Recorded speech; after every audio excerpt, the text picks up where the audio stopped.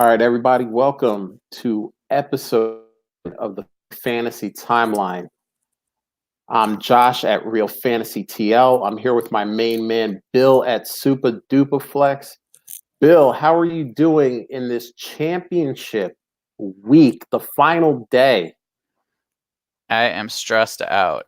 I'm gonna have a hard time with doing this episode with Monday Night Football on. I have a lot of games still to be decided, so looking at I have one that's undefeated, so I'm down like 4 points going into the second quarter. So we'll see how that goes. That's the one I really want to win, so I can retire from fantasy football. Well, I have some stress too. I need a 40-point game from Mike Boone to capture third in one league. So Okay, good. I need just one of those, everyday 4 touchdown, 150 yards, maybe throws in a couple of catches for 20-yard games. Every running back has them, so I'm not even worried about it. Right. Good luck to you. Yes. So we're not going to do any news this week. I mean, obviously, everybody who's listening is either focused on championship games or consolation games, or they're focusing on who they're taking with all of their stockpiled 2020 picks. So we're going to just get right into tweets that we've seen around. And the first one, this was one that I saw. It was maybe a day or two after we finished recording the last episode of the Fantasy Timeline, and it's a good one. It made me think. So Matthew Berry, don't really need to explain who he is. I think we all know. At Matthew Berry TMR, he's crowdsourcing for a future column. If I made you czar of fantasy football, and you could make one change to the game that everyone would follow, what is it? So I thought about this, and this is something that I've thought about for a long time, and have been a little surprised that not scoring platforms, fantasy football platforms haven't picked this up.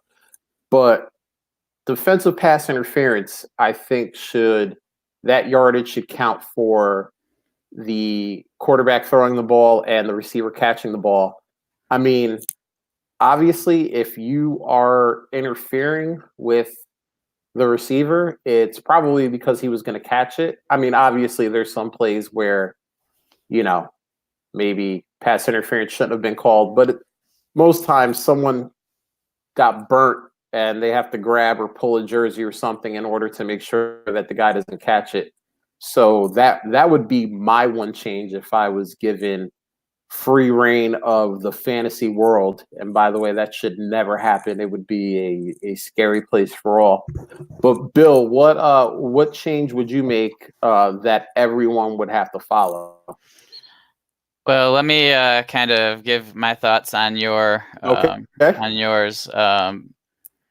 Oh, good. Diggs just scored. So I agree in theory with yours. I think it would be difficult. I think if you're going to do it, you just need to go all out and just implement or assign all penalties to every player. Mm-hmm. So, what about OPI? What about holding, blocks in the back, all those kind of things. Like those are all things that particular individual affected a play. Mm-hmm. So the argument, at least on my end, would be if you're going to do some penalties, do them all. Mm-hmm. But that would definitely, represent a more realistic view of that player's effect on a game. Right. So, I think at some point we are going to see that, where it just becomes commonplace that people implement those sorts of things.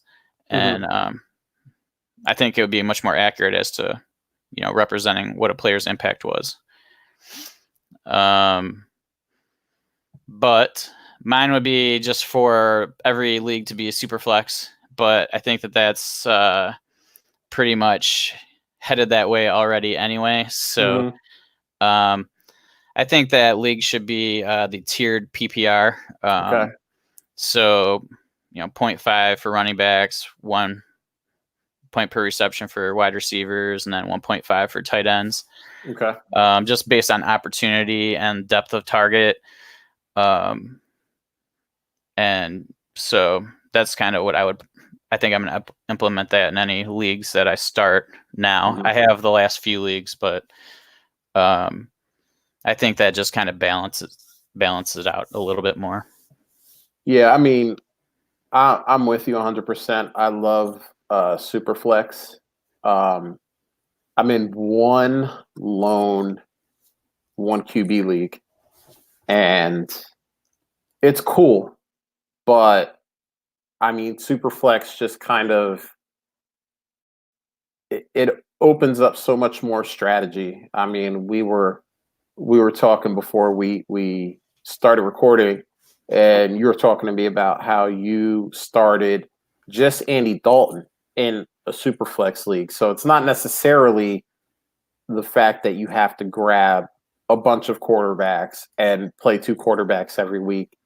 You may have weeks due to injuries, due to bad matchups, due to whatever that, Dak Prescott should have been sat for Rashad Perriman this week, even in a Superflex league.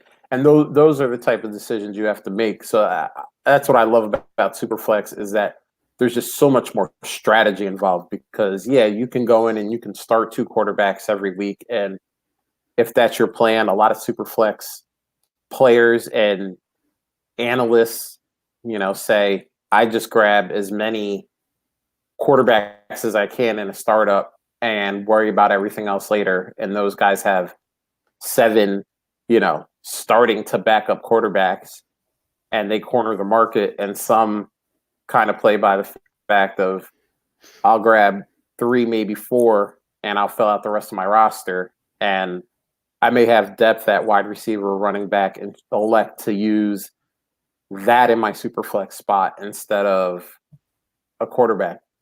So I like it. I also love tiered PPR. It's not a style of play that I had used much before the last few years, but now that I've seen it for a few years, I mean, I like it. I'm in a couple leagues where tight ends get 1.75 PPR. So that's cool. And then obviously, the wide receivers get 1 and running backs get 0.5. But I mean, I like both. I think that you can't go wrong with starting your league with both of those implemented. You'll have a good time. So now we're going to move on to the next tweet. And honestly, I think you agree with me. This is kind of the best time of the year. You're winning your championships, and then you roll over, and in Dynasty, you're starting to plan for next year. And, that's why so many more people are getting into Dynasty, because if you like fantasy football from week 1 to week 16, you just carry that same kind of joy into January and February and March and April. So as we're starting to get to that time of year where we're making roster decisions, I saw this tweet and I thought it was very interesting. So this is from the Dynasty Poller at Dynasty Polsty, just Polster without the R at the end, and then add a number 1 to it. So Dynasty Polsty 1. This year's top 2 tight ends are Travis Kelce. Wow, let's try that again. Travis Kelce and Zach Ertz. Knowing that Ertz is a year younger, who are you taking in Dynasty? So Kelce is 30, Ertz is 29. So Bill, before I give the percentages on this. If you're in a startup, who are you taking first off the board at the tight end position between those two guys? Between the two of those, I would because definitely. I think you were going to say George Kittle, and that makes a lot of sense. So between Well, those no, two guys, I mean, yeah. So I would definitely take Kelsey. okay. I'm actually looking it up right now, but I'm not sure Ertz is going to be long-term in Philly. And then you just don't know how he's going to get utilized if he leaves for another team. Right. So his contract is up, or I'm sorry. So 2020, it looks like he'll still be there. But they could cut him after 2020 and it would save them. It would save them $5 million. So it really just depends. Like, but the fact that there is Dallas Goedert there, and I fully expect Philly to add wide receiver or two. I think there's going to be a lot more competition for touches in Philly in the future. So Kelsey is obviously the possession receiver for Mahomes, and so I mean it's hard to pick anyone other than him, really, except for maybe Kittle, just because the age difference is so big there. Right. But I mean, he's as dominant as any tight end right now. So I agree with you. It's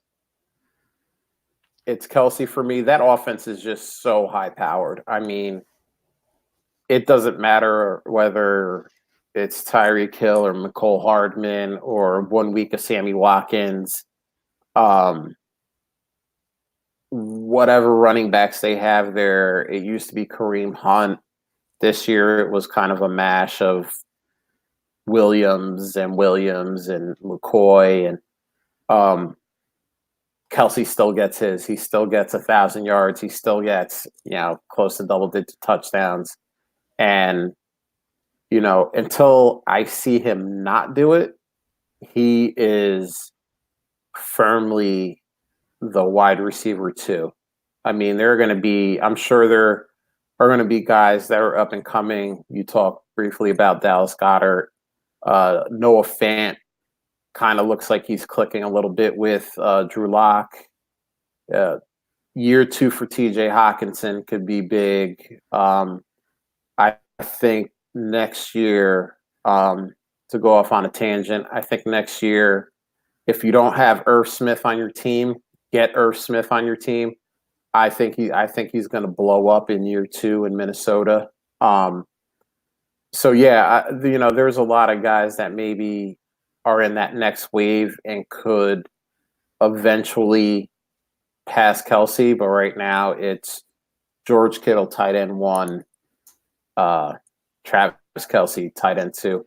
So the Twitterverse agreed.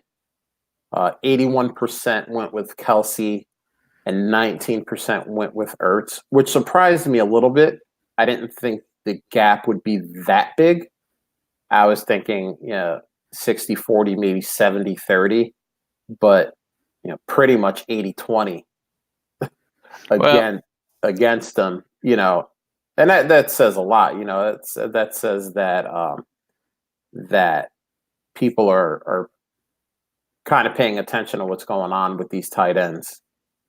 Well, that also tells me that 1 out of every 5 people are willing to trade you Kelsey for Ertz. So that's kind of the way I look at it. And so the fact that I like Kelsey so much more, if I can move my Ertz for Kelsey, even if I have to sweeten it up a little bit, that's something I'm definitely looking to do. Yeah, I mean, if you know of Eagles fans in your league, or you've just heard somebody in your league talk up Zach Ertz a ton and how much they like him, maybe Ertz in a second for Kelsey gets it done. Especially in this 2020 class where we've been saying it for weeks now. those picks are they're going to increase in value. I mean, like you wouldn't believe. So, I got a trade offer from Shane Manila today, and it's probably not available to me anymore because he made a couple of trades, but he offered me two 2021 firsts for my 2020 first, which is 108. I don't think I was going to take the deal anyway because one team they're pretty good. They're stacked. The other team isn't as good, but I mean, those picks can fluctuate so much. But it's funny because he actually traded down in a couple leagues, which we were talking about this last week. I was shocked. I'm shocked that people are trying to trade up in this draft with the sheer amount of players that are supposed to be good, really good, great, generational.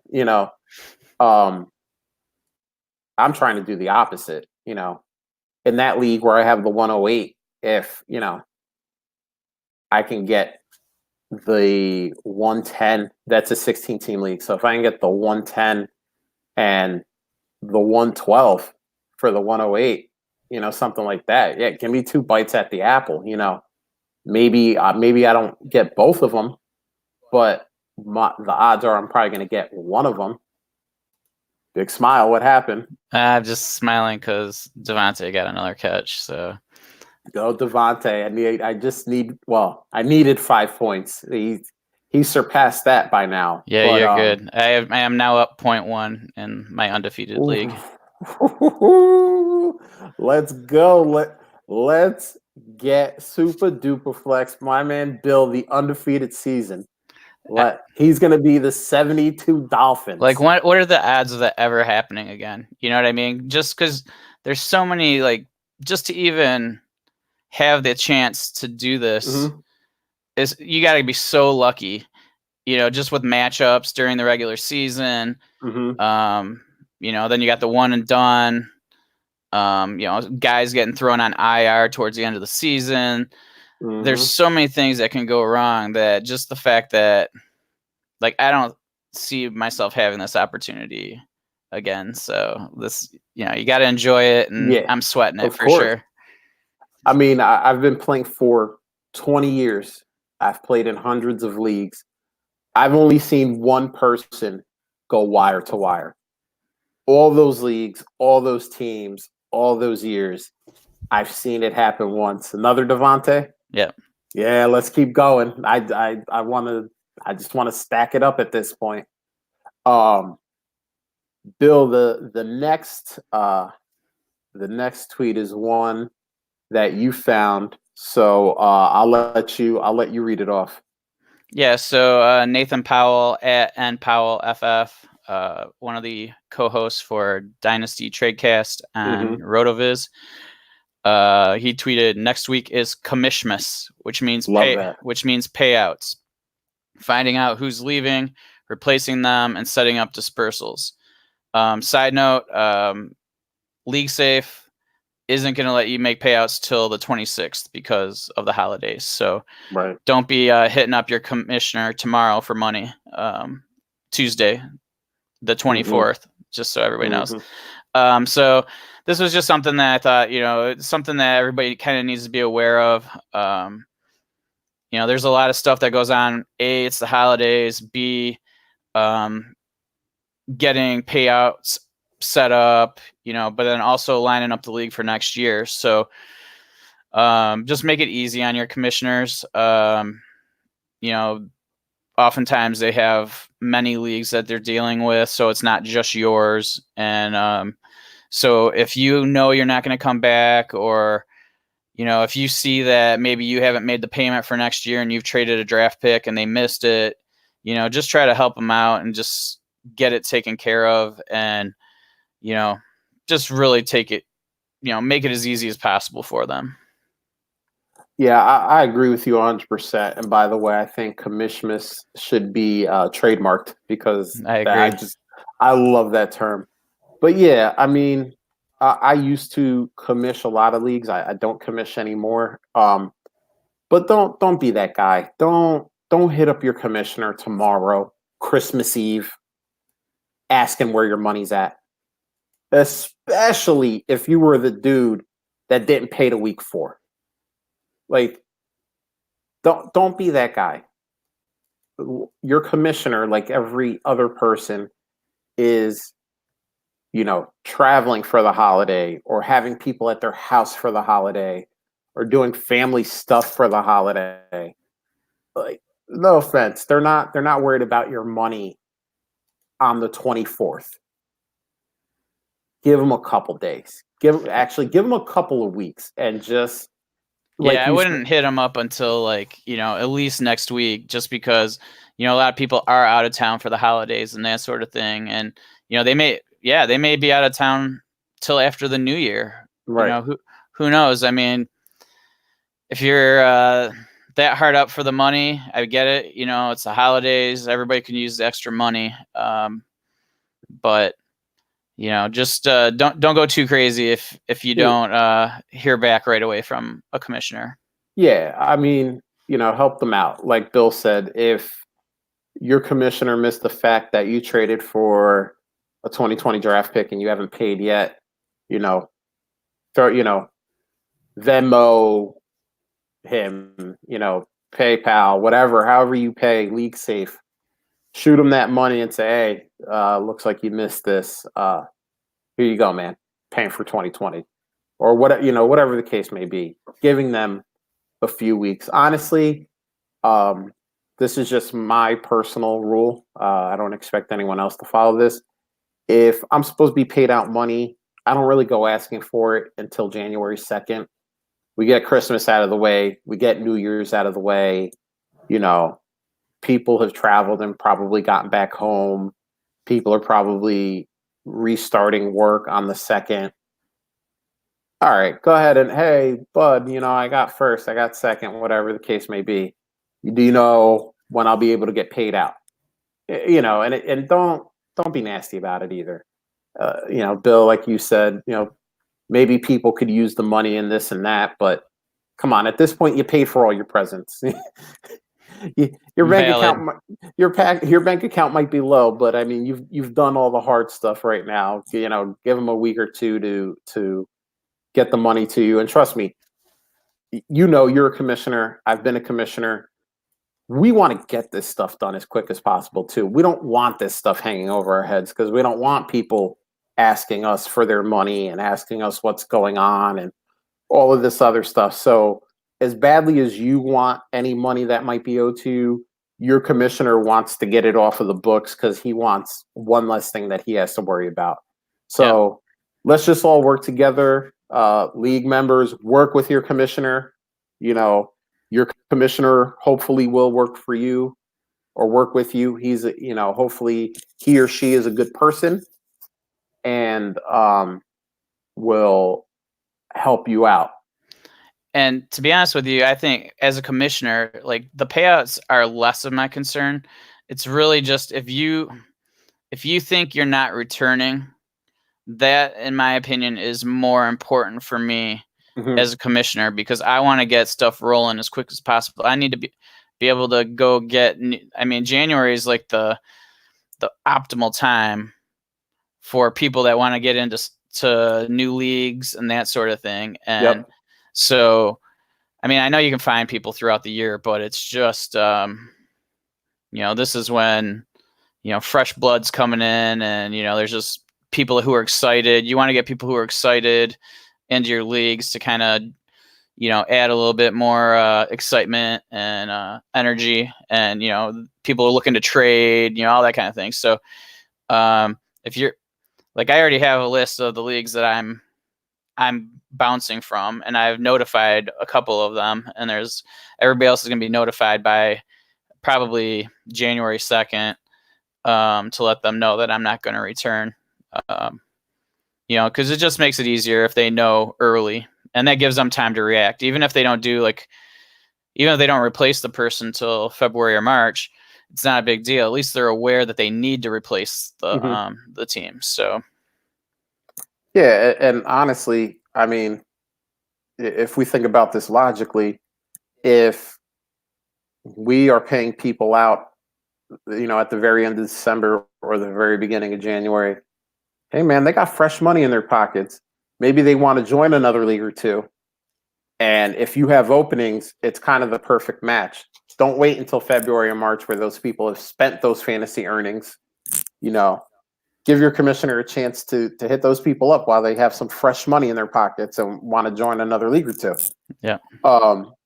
So yeah, I agree with everything you said. The next one, the next tweet is actually another one that you found too, Bill. So Okay. I'll let you go ahead. All right, Dwayne Brown at Dwayne B13. If you could offer one piece of dynasty advice that you believe gives you an edge, what would it be? You want me to go, or would you like to go? I'll go. So, everyone has kind of rules and tips and tricks that they use, in order to try to gain an advantage in Dynasty. And even though I am much newer to Dynasty, this is just my third. Now it'll be my third complete year playing Dynasty. One thing I have realized doing a lot of startup drafts is treat your dynasty startup like a redraft league. And this is what I mean by that. There are a lot of people who will say this wide receiver is 27, 28 years old.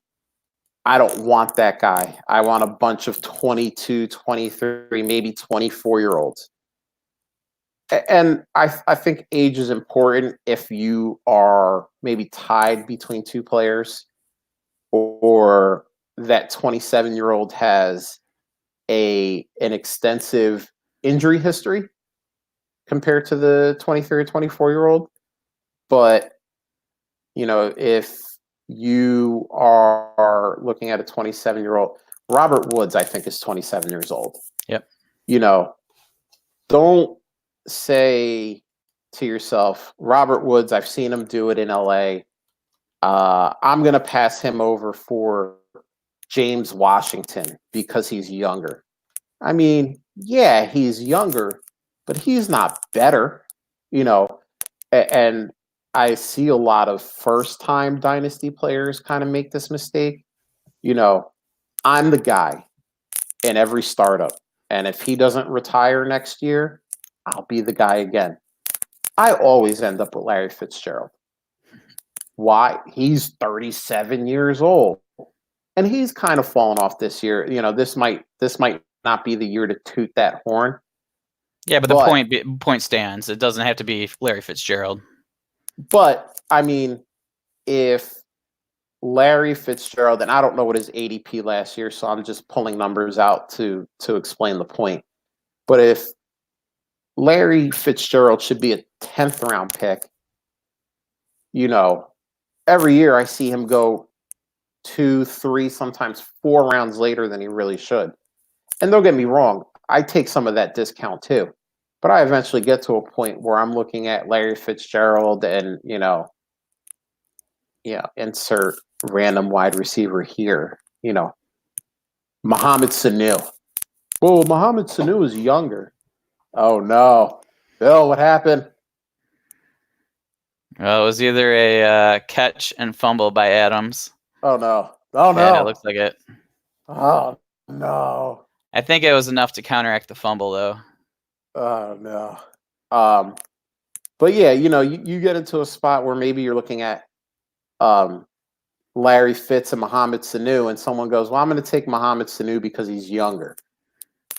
All right, that's cool, but, I think you should always, and some people believe in productive struggle, kind of drafting their team with a bunch of young guys and knowing that they're going to be out of it for a year or two, but they're going to build this kind of young super team with draft picks and startup picks that they've used. But I mean, I always build my team to try to win year one. I mean, if you win year one, you've paid for the league probably for the next 5, 6, 7, maybe even 10 years, depending on payouts. So that would be my advice. What would your advice be, Bill? Well, I agree with yours because there's always 2, 3, 4 teams in the startup that are going youth and rookies. So it's almost like you have a jump start. You're only playing in an 8-man league instead of like a 12-man league. So you always have a great shot the first season of a startup. So mine is, and it seems obvious to me, but as a commissioner, I've realized that it's not that obvious to people. But if you just read your bylaws and understand the scoring before you do your draft, you have a huge advantage over your opponents. It is incredible to me how many times once the season starts, somebody goes, "Oh, I didn't know this was insert, tight end premium," or "I didn't know this was standard," or "I didn't know this was super flex," or just so many things that people don't know, or "I didn't know this was you had to start 4 wide receivers and only 1 running back." Just so many things, or point per carry. Just there's so many things, and that if you understand your rules and the setup of the league, you have an advantage over, my guess is, half the league. I'm actually in a podcast league. Well, it's not officially a podcast league, but a league with a lot of people who are in Dynasty podcasts, and it got to be right by the playoffs, and there was a person asking me about the rules, and complaining about the rules, and I'm like, well, you've had 10 months to read those bylaws and look at the scoring. It's it just everybody. There's so many people that don't do it, I guess is my point. And it doesn't matter what level of player you are. There's still people who don't do it. And so if you can, if you just do that, I think you're gonna have an edge on some of your opponents. I mean, I 100% agree with you. It amazes me the amount of times I see in a league chat, is this PPR? Is this tight end premium? Is this super flex? And it's like, here's a rule everyone should follow. If you pay for the league, if you have given your commissioner money to pay for the league, you have automatically told your commissioner, you have read all of the rules, you understand them, and you have no issues with them. Because why else would you pay into a league? And look, I'll give my own story of not following this rule. I play in the Dynasty Trades HQ Listener League, and I didn't realize that the waivers were shut off for teams that were no longer in the playoffs. I made it to the consolation game last year, so they were open for me all 16 weeks.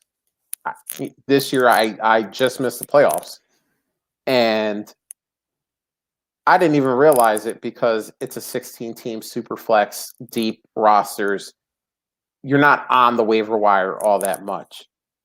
But it came up when someone tried to claim Bilal Powell a few weeks ago and couldn't do it. And I said, oh, that's weird. I didn't know that. But I'm also the type of person that will say, I can't complain about it because I paid that money, and I paid that money with the assumption that, yes, I read all of the bylaws and I understood all the rules. So if you are going to pay money, kind of let that be your signature on the league contract that you understand all of the rules. And if you miss something or you forgot something, don't start yelling at your commish. Don't start giving your commish a hard time. You know. Well, I mean, that's just the lack of accountability for people. You know, it's Hmm. people want to complain, but they don't want to take any ownership of their Of mistakes. course. And so, I mean, regardless of if you social contracted or whatever, regardless, there's just gonna be people that complain. And Of as a course. commissioner, that's just, you accept it. You just let people kind of vent, and then you kind of say, hey, it's on you to understand what you're getting into. You're Of an course. adult, so, or theoretically you're an adult. So but yeah, it's kind of, that's the time of year, I guess, where we're talking about the commissioner type headache stuff. So Yeah, um and the old saying goes, everybody should have to be a waiter or waitress right. once in their life. Every fantasy player should have to be a commish for 1 year to understand the sheer amount of work that needs to be done in order to have a league run smoothly. Because I think a lot less people would complain about the small things in their league that maybe they overlooked or they don't agree with. And I think that's another reason why I'm not too much of a big complainer when it comes to leagues, because I commissioned for a long time. And I mean, it's a lot of work and it's not a job you get paid for. I mean, No, I've heard some leagues, they throw 10% to the commish kind of as a, thanks for, those are few and far between. The absolutely. I've never been in one, and Me I either. I was the commish for a long time for a lot of leagues. So, um, you know, try, if you want to pretend what it's like to be a commissioner, try to get 11 of your best friends to agree on a time and a place to eat dinner, and see how long that takes you. And that's just the tip of the iceberg for a commissioner. Yep. He's got to get everyone ready for startups, for rookie drafts. He's got to get, 11 to 15 people to pay league dues and pay them on time and threaten them when they don't pay it. It's a lot of work. So, Yeah, that's the biggest frustration, is like getting people to pay.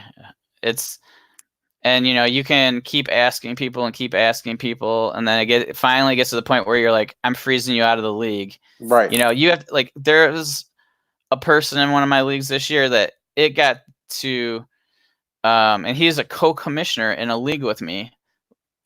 Like, and I had to, like, he thought he could just let it go, I guess, because like, and I'm like, dude, I'm sorry, I don't know what's going on with you, but I'm gonna freeze your roster right now. I took him off as a co-commish, all that kind of Uh-huh. stuff, and Yeah, yeah. I'm just like, I literally, I wish I could go back and count how many times I asked him to pay, and he's like, okay, I'll pay this week, and then it Right. doesn't, you know what I mean? And it's like, okay, at least it's been addressed. Right. Then 1 month later, same thing, and it's like, it's a headache. And then when I'm a commissioner in 6 leagues, I think, and it's nice when you don't have to worry about it. Yeah. And like, when there's just something that's underlying in a situation, where you're like, okay, I still got to get these 2 guys to pay, or, oh, these guys just traded draft picks, and, Mm-hmm.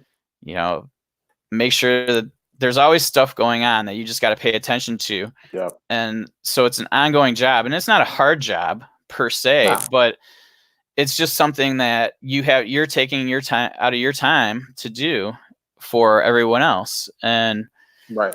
now's the time to thank your commissioners. Yeah.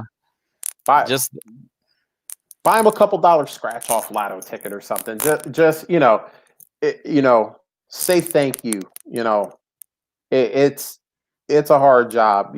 Obviously both of us have a lot of experience doing it, and now is kind of, as we talked about earlier, now is kind of when the work starts up again for commissioners, because we are we are fielding those calls or those texts or those emails that say, hey, man, I'm not going to be able to make it back in the league this year. All right, now we have to go out and find somebody. And usually, I mean, you and I both know enough people at this point in the fantasy community and in the dynasty community that filling a league isn't that hard for us, but still it's something we have to do in order to make sure the league keeps running smoothly.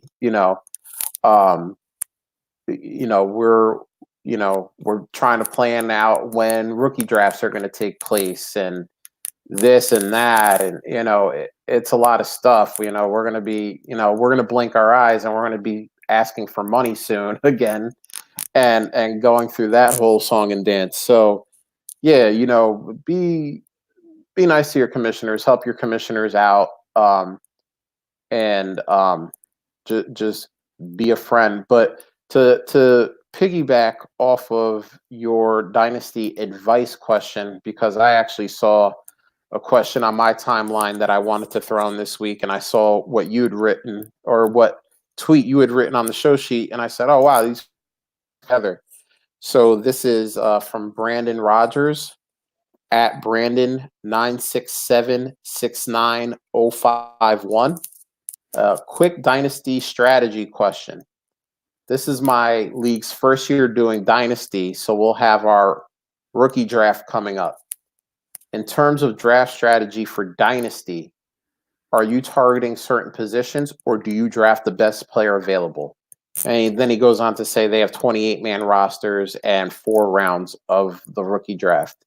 So, Bill, are you a BPA, best player available, or do you look at your roster, decide that you need players at a certain position and try to go out and target those positions? So I'm best player available with a weighted positional. I weigh the positions in with my best player available. Like for example, tight ends. Like I know they're not gonna,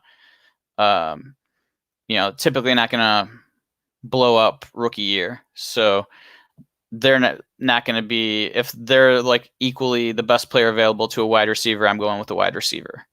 Mm-hmm. But no, I'm typically best player available. Whoever I think is the best, that's who I'm drafting. You have so much time before the regular season to make moves, to fill out your roster, that it makes no sense in May to worry about your lineup at that point. Yeah, so I'm a little bit of both on this actually. I'm definitely best player available, but if the best player available is, let's just say in that same league, I'm 108, the best player available is a wide receiver, and I need running backs on my team, I'm the first person throwing that pick on the block. And I'm saying, hey guys, pick is up for sale. Let me see what you got. And usually somebody will end up getting you, especially in the first round and maybe even the second round. They'll get you a deal you like, and you can kind of trade back and maybe target that position of need for you.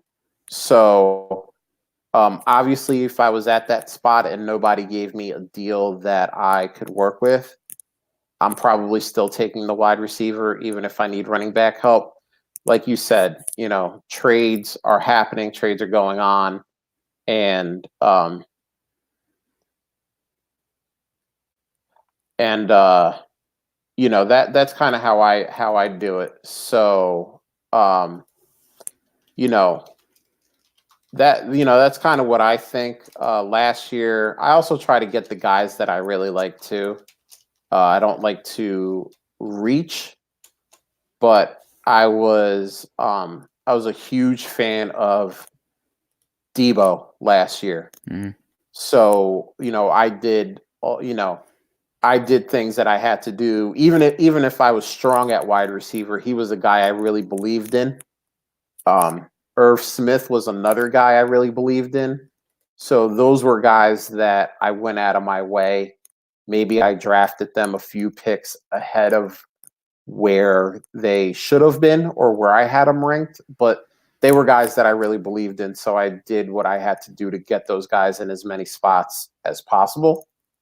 That's something that every player should be doing as well. Look, if you are a big fan of someone and the experts and the analysts are telling you, well, that guy is a mid-second round pick and you think he is a low first round pick, I mean, use that low first round pick, get your guy, because I mean, every league that I didn't get Debo in, I'm upset that I didn't get Debo in, and sometimes you get lucky. I talked about Irv Smith earlier. He's somebody that you should, that I think you should target this year. But sometimes you'll have those type of opportunities where year one, the rookie doesn't do much and you can go year two and maybe get them at a slight discount. But I mean, sometimes you have, players like Debo who have kind of shown that they're legit, they're for real, and you're not going to get any type of a discount. You're probably actually going to end up paying more in a pick this year than where he was drafted last year if you want to get him. So, yeah, that's why, I'm BPA, but I kind of skew it by saying if I need a player at a certain position, I'm willing to trade down or trade up to get a guy maybe at a position where I have a need. So I think we kind of both have the same idea. We may do it in slightly different ways. Mm-hmm. But yeah, so now we're gonna have a little fun. There are a lot of podcasts that play games, and I saw this tweet, and I thought this would be a fun exercise for you and I to go through. And obviously, these are just our opinions based on the fact that the NFL regular season hasn't even ended yet. But this is Matt Harrison at Explosive Output. Prediction time. Where will each of these players be playing football in the 2020 season? We'll go through these one by one. The first one is Derrick Henry, unrestricted free agent. Haven't heard a whole lot about his contract situation. But 2020, where does Derrick Henry play, Bill? I think he's back in Tennessee. I don't think that. I mean, he fits what their goal is and how they want to play, and I just don't see them letting him go, and I don't see any other team, willing to pay up to get a player who doesn't catch a lot of passes. A running back in particular. So I think he fits what they want to do so well that I don't see many other teams willing to pay up for him. Yeah, and I agree with you. I think Tennessee is the answer. I think that it has been proven this year with Ryan Tannehill behind center and Derrick Henry pounding the rock that the offense in Tennessee is actually good. And that is not a sentence that I thought I would be saying at the end of December. If you would have said to me at the end of July that I would have said that sentence at the end of December, I would have laughed at you, because I thought Ryan Tannehill was just a guy, and he might be, and he just had one good season, but he did have one good season. And I wasn't a big Derrick Henry believer. So, I mean, both of those guys have really showed up this year for Tennessee and, got the job done. So the next player on this list is Amari Cooper. He is also an unrestricted free agent. I'll take this one first. Shane had actually kind of sarcastically tweeted something along these lines maybe a month ago.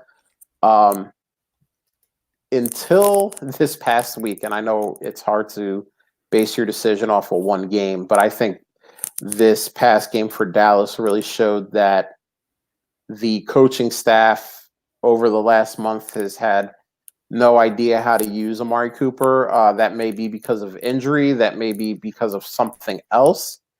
But just kind of looking at Amari's facial expressions towards the end of that game, he seemed frustrated about how many times he had been taken off the field.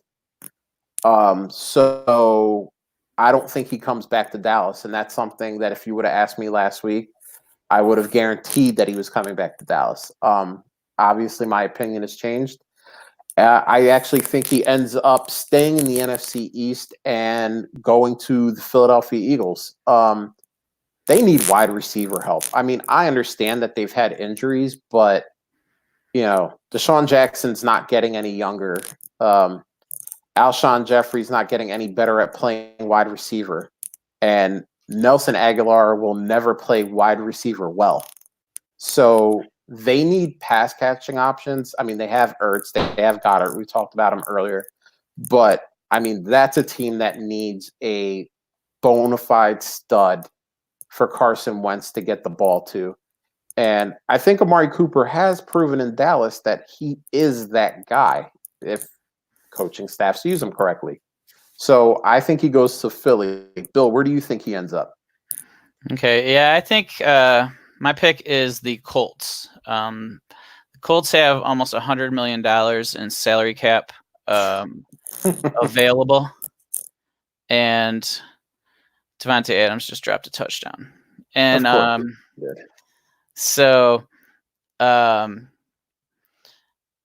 think that he would be a great addition to their wide receiver core. Hilton's getting a little older. It looks like he's starting to get beat up. Just doesn't seem like he's lasted through the season the last few years. So I'm not sure how much, how effective he's going to be in the future. So I think they can't go into next year with what they have.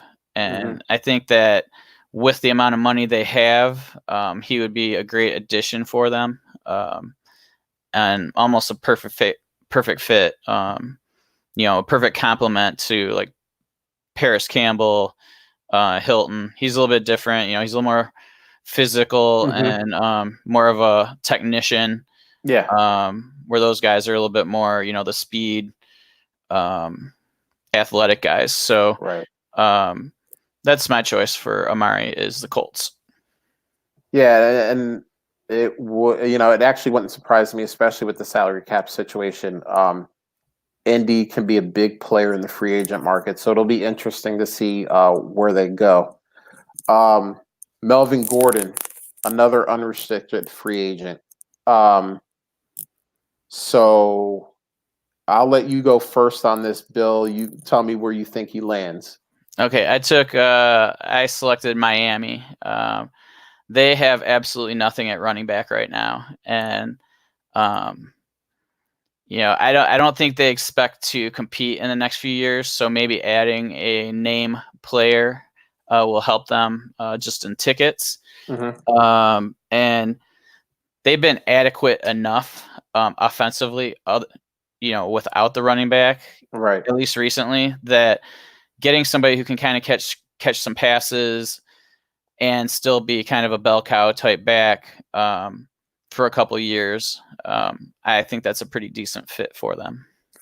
Yeah, that's not a team I thought of, and the only reason why I didn't think of it is because I feel like Miami is going to address that concern in the draft.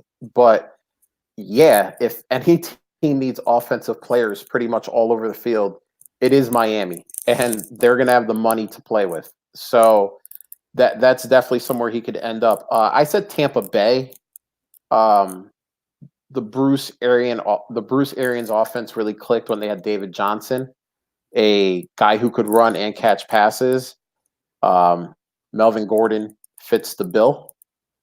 So I wouldn't be surprised if Bruce Arians convinces Melvin Gordon to not pay state income tax and ride on the pirate ship with Jameis, Godwin, and Evans for the 2020 season. So the next guy up, who is actually a restricted free agent, Austin Eckler. Um, I have the Chargers. I just don't see how the Chargers let him go, especially since they will be letting Melvin Gordon go no matter where he ends up. He will not be in LA next year. So um, I picked the Chargers. I think if a team puts out an offer, they're going to match. And yeah, I mean, I think it's as simple as that. But what about you, Bill? Yep, I agree. I don't think he's going anywhere. I don't think that anybody's going to be able to offer them enough for him to, for the Chargers not to match. So I think he's there. Next up is Hunter Henry, an unrestricted free agent for the Chargers. Bill, who do you got him going to? I have him going to the Chargers as well. I think it's hard for teams to let young tight ends that have proven they can play the game and be effective. It's hard for them to let a player like that go. There would really just have to be a major reason why that player wouldn't sign with their current team. Right. I agree. I don't see how any offensive head coach or offensive coordinator lets a young, dominant tight end go somewhere else. Hunter Henry fits the bill. Obviously, he's had his injury issues, but there are just not enough good young tight ends out there. So I think Hunter Henry stays as well. Next one up on the list, Dakota Rain Prescott. I have him going to Dallas. I think he's proven it this year that he can run a team, be an offensive leader. He's first or second in passing yards in the league. Obviously, there's been a lot of things said about him over the last month between the losing streak and everything else that's going on. But I think if you get a good offensive-minded head coach in there, I think he's shown he has the talent to lead a team. So, they're, as crazy as it is with a below 500 record, they are the number one offense in the league. So, Bill, where do you think Dak Prescott ends up? Yeah, I think he's going to end up back in Dallas. He's either going to be franchised or they're going to sign him to a long-term deal. That would be the only, that's why I didn't say Amari's going back to Dallas, because I don't think they're going to I think they're going to have to franchise Dak this year. So they really don't have the option to franchise Amari. Right. So I don't think there's any question that Dak will be with Dallas next year. It just might be under franchise tag. Right. Next one on the list, Kenyon Drake. Bill, where does Kenyon Drake end up in 2020? I have him back in Arizona. I don't see anybody paying up for many running backs this offseason just because of the class that's coming out in the 2020 draft. So I think Drake is going to be attracted to opportunity, which he's getting, which he just hasn't gotten throughout his career. So I think that he's going to be back with Arizona. I'm at 75% confident with that. Yeah, I agree. I think Arizona is where he ends up. It's been shown in that offense that his skill set can be utilized very well. We've seen a few multi-touchdown games. I think the coaching staff there likes him, and once they have an entire offseason, an entire season to really see everything that he can do and utilize his talents, I think Arizona is going to be where he stays. The last one for this is Kareem Hunt. I picked San Francisco. It's just weird San Francisco seems to pick up a free agent running back every year, even when you don't think they will. It was Jerick McKinnon, then it was Tevin Coleman, and I know they have Matt Breida and Jeffrey Wilson and Raheem Mostert, but they just seem to stockpile running backs. And I think Kareem Hunt is going to be the running back or one of the top 2 or 3 running backs available in free agency. And I think Shanahan could really utilize his skill set in that offense.